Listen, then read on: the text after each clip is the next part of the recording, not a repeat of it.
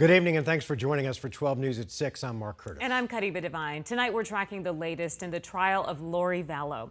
This morning, a Fremont County judge handed down 3 consecutive life sentences to the mother found guilty of killing her 2 children. Vallow had previously called the Valley home. It is also facing felony charges here. Team 12's Erica Stapleton has been following this case since the beginning. Tonight she's in St. Anthony, Idaho, where the sentence was handed down. Erica? Hey guys, Lori Vallow Daybell's own attorney said she might be the most hated woman in America right now, given the heinous nature of these crimes. Still, he asked the judge for mercy before giving his sentence.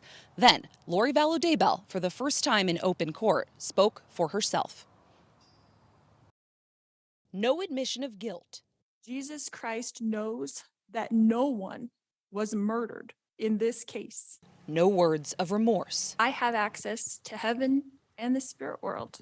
Since then, I have had many communications from people now living in heaven, including my children. Lori Vallow Daybell's extreme religious diatribe did not land with the judge. I don't believe that any God in any religion would want to have this happen, what happened here. He gave her the maximum penalty for her 3 victims' deaths. 3 consecutive life sentences without the possibility of parole. It is the most shocking thing, really, I can imagine, is that a mother killed her own children and you simply have no remorse for it. Even sitting here today, there's no remorse. The judge haunted by the case, how Lori moved her kids Tylee and JJ from Arizona to Idaho just to kill them within a few weeks. Their bodies found in shallow graves in Lori's husband Chad Daybell's backyard. And you brought them here to murder them.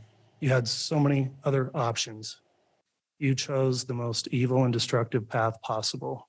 Then, Lori conspired to kill Chad's first wife, Tammy Daybell, so she could marry him instead. My eternal friend, Tammy Daybell, has visited me on several occasions. A clear disconnect from the pain caused to Tammy's family. And you are a liar, an adulteress, and a murderer. Because of the choices you made, my family lost a beloved mother, sister, aunt, and daughter. And the pain caused to her own. JJ and Tylee could have been with us living happy lives.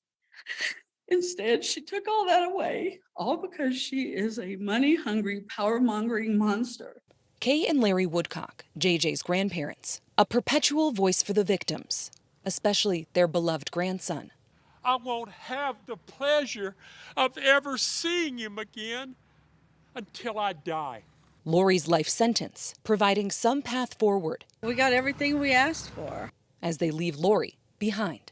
It's time to heal. Kay and Larry are not done pushing for justice, although they are glad to close this chapter with Lori. They're still waiting for Chad Daybell to be tried in this murder case with his own trial sometime next year.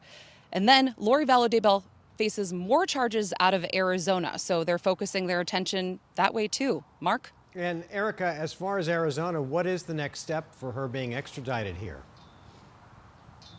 So now that she's been sentenced here in Idaho, the Maricopa County Attorney's Office can put in papers to extradite her to Arizona, where she faces 2 different conspiracy to commit murder charges in 2 different cases. So that's definitely something we're going to want to keep an eye on. We're told this extradition process can take several months, so there's a lot of paperwork that goes into it. But now that she has that life sentence here, it's expected that she's going to be going down to Arizona to face those charges there.